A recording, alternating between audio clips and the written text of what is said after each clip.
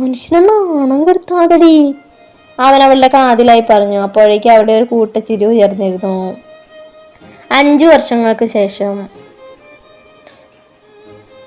ഒന്ന് വേഗം ഉടുപ്പിട് ശിവമോളെ, പറഞ്ഞ അച്ചുമോൾക്ക് ഉടുപ്പിട്ട് കൊടുക്കാൻ ശ്രമിക്കുന്നുണ്ടെങ്കിലും അവൾ റൂം മുഴുവൻ ഓടുകയായിരുന്നു. മര്യാദക്ക് നിന്നോ ശിവമോളെ, അല്ലെങ്കിൽ എന്റെ കയ്യിൽ നിന്ന് വാങ്ങിക്കും. പാർവണ തല്ലാനായി കൈ ഉയർത്തിയതും നെച്ചുമോൾ ഓടി ശിവയുടെ അടുത്തെത്തി. ശിവ കുളി കഴിഞ്ഞ് ബാത്റൂമിൽ നിന്ന് ഇറങ്ങിയതും കുഞ്ഞു ഓടി ചെന്ന് അവളുടെ മേൽ കയറി. അച്ഛേ, അമ്മ എന്നെ തല്ലുക, അവൾ അവന് മേലെ തല ചായച്ചു വെച്ചുകൊണ്ട് പറഞ്ഞു. ഡി, നീ എന്റെ കൊച്ചിനെ തല്ലൂടി, ശിവ കള്ള ദേഷ്യത്തോടെ ചോദിച്ചു. ഇല്ല, തല്ലുന്നില്ല, അച്ഛനും മോളും കൂടി എന്താന്ന് വെച്ചാ ചെയ്യേ. പാർവണ കയ്യിലെ ഉടുപ്പ് ശിവയുടെ തോളത്തേക്ക് ഇട്ടു കൊടുത്തോണ്ട് ബെഡിന് മുകളിലിരിക്കുന്ന ഈശമോളെയും എടുത്ത് ബാത്റൂമിലേക്ക് കുളിപ്പിക്കാനായി നടന്നു.